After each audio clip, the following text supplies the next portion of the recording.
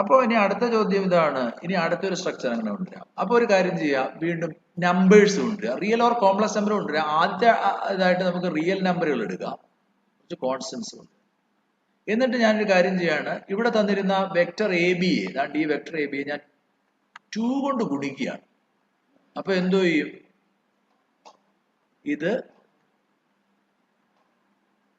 ഇതിന്റെ ഏരിയയിൽ തൊടാൻ സമ്മതിക്കത്തില്ല. അതാണ് പ്രശ്നം.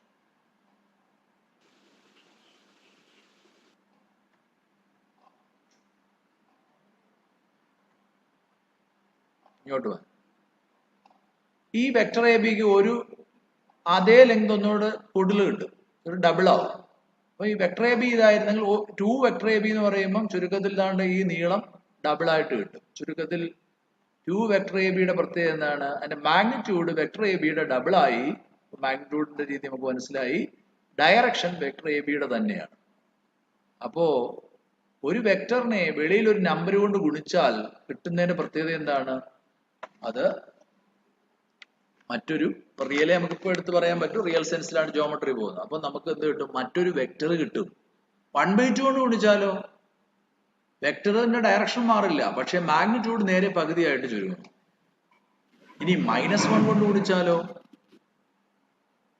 മാഗ്നിറ്റ്യൂഡ് മാറില്ല.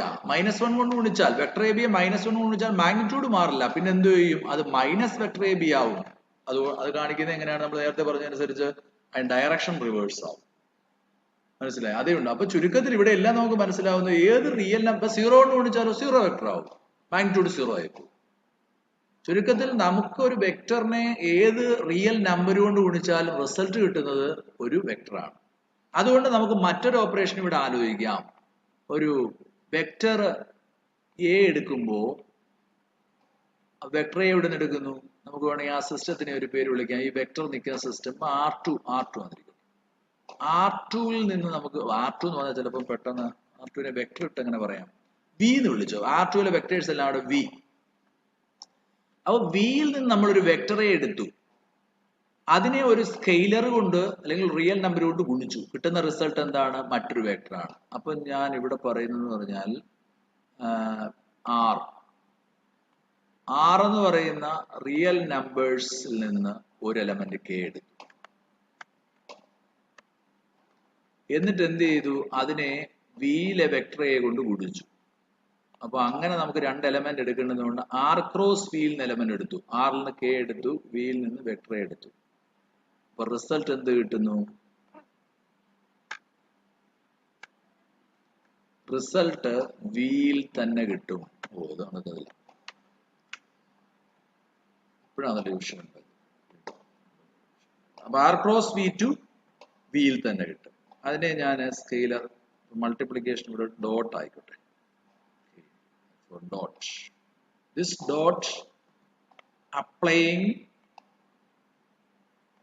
in R cross V, that is K from R and vector A from V, then K dot vector A or K into vector A, that is A's vector, that is also a vector. Reverse direction now if K is negative. അപ്പോൾ എന്ത് മനസ്സിലായി, പുതിയൊരു operation ഇവിടെ കയറ്റുകയാണ്. നമ്മൾ സാധാരണ കണ്ടിട്ടില്ലാത്ത, നമ്മൾ സാധാരണ ആൾജിബ്രൈക് സ്ട്രക്ചർ കണ്ടപ്പോൾ അവിടെ അഡീഷൻ ആയാലും മൾട്ടിപ്ലിക്കേഷൻ ആയാലും സിസ്റ്റത്തിന് അകത്ത് നിന്നുകൊണ്ട് തന്നെ ചെയ്തത്. ഇപ്പം R ആണ് R ക്രോസ് R നിന്നുകൊണ്ട്, G ആണ് G ക്രോസ് G നിന്നുകൊണ്ട് ചെയ്തു. പക്ഷെ ഇവിടെ ചെയ്തത് V എന്ന് പറയുന്ന ഒരു കളക്ഷൻ നമുക്ക് ഉണ്ടായിരുന്നു, പക്ഷേ അതിനോട് മൾട്ടിപ്ലൈ ചെയ്യാനുള്ള എലമെന്റ് വെളിയിൽ നിന്ന് കൊണ്ടുവന്നു, റിയൽ കൊണ്ടുവന്നു. അപ്പൊ R cross V to V, പക്ഷെ കിട്ടിയ റിസൾട്ട് വിയിൽ തന്നെയാണ്. അവിടെ ഒരു ക്ലോസ്ഡ്നെസ് ആ വിക്കുള്ളത്. എന്താ, സ്കെയിലർ കൊണ്ട് മൾട്ടിപ്ലൈ ചെയ്താലും ക്ലോസ്ഡ് ആണ്. അത് വെക്ടറിന് കിട്ടുന്ന ആശയമാണ്. അപ്പൊ സ്കെയിലർ മൾട്ടിപ്ലിക്കേഷൻ ഈസ് ക്ലോസ്ഡ്. ഒരു വെക്ടറിനെ നമ്മൾ സ്കെയിലർ കൊണ്ട് ഗുണിച്ചാൽ വീണ്ടും കിട്ടുന്ന വെക്ടറാണ്.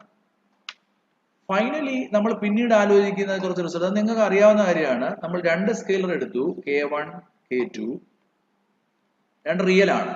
K1 plus K2 is also a real number. എന്നിട്ട് എന്ത് ചെയ്തു, അതിനെ വെക്ടർ കൊണ്ട് ഗുണിച്ചു. K1 plus K2 into vector എന്ത് കിട്ടും, ഒക്കെ ജോമെട്രിക്കലായിട്ട് കാണിക്കാം. എന്ത് കിട്ടും, that is K1 into vector A plus K2 into vector A. വീണ്ടും ആലോചിക്കുന്നു, ഒരു സ്കെയിലർ എടുത്തു K, സ്കെയിലർ കൊണ്ടാകുമ്പോൾ മൾട്ടിപ്ലിക്കേഷനും വെക്ടറുകൾ തമ്മിൽ കൂട്ടുകയാണ്. എന്നിട്ട് വെക്ടർ എയും വെക്ടർ ബിയുടെ കൂട്ടി. k ഇൻറ്റു കൊടുത്തു, എന്ത് കിട്ടും പറയാവോ? ഫൈനലി പിന്നെ k1 k2 into vector A is equal to k1 into k2 vector A, that is also k2 into k1 vector A, and അവസാനമായിട്ട് there exists to 1 in R such that 1 into vector A is equal to vector A. ഇതൊക്കെ vectors. അതായത് നമ്മൾ vector A ബിയെ 1 കൊണ്ട് ഗുണിച്ചാൽ എന്തോ കിട്ടും? Vector A B തന്നെ കിട്ടും. ശരിയല്ലേ? കാരണം മാഗ്നിറ്റ്യൂഡിന് മാറ്റമില്ല, 1 പോസിറ്റീവ് ആണ്, ഡയറക്ഷൻ മാറ്റമില്ല. അന്നേരം ഡയറക്ഷൻ മാറണമെങ്കിൽ നെഗറ്റീവ് കൊണ്ട് മൾട്ടിപ്ലൈ ചെയ്യേണ്ടി വരും. അതാണ് വെക്ടറിന്റെ റൂള്. അപ്പൊ ഇത്രയും കാര്യങ്ങൾ ഒരു പ്ലെയിനിൽ അല്ലെങ്കിൽ ഒരു സ്പേസിൽ വരുന്ന വെക്ടേഴ്സിൽ ഉണ്ടാകുന്ന മാൻഡേറ്ററി ആയിട്ടുള്ള പ്രോപ്പർട്ടീസ് ആണ്. നമ്മൾ പണ്ടേ പഠിക്കുന്ന രീതിയാണല്ലോ. അങ്ങനെ നമ്മൾ കോൺക്രീറ്റ് ആയിട്ട് കണ്ടുവരുന്ന സാധനങ്ങൾ എടുത്ത് അബ്സ്ട്രാക്ട് ആക്കുമ്പോൾ എന്ത് ചെയ്യുന്നത്? ആ പ്രോപ്പർട്ടീസ് എടുത്ത് ആക്സിയംസ് ആക്കി എടുത്തു വെച്ചിട്ട് അതിനെ വളർത്താൻ ശ്രമിക്കും. ഇത് തന്നെയാണ് വെക്ടർ സ്പേസിൽ സംഭവിച്ചത്.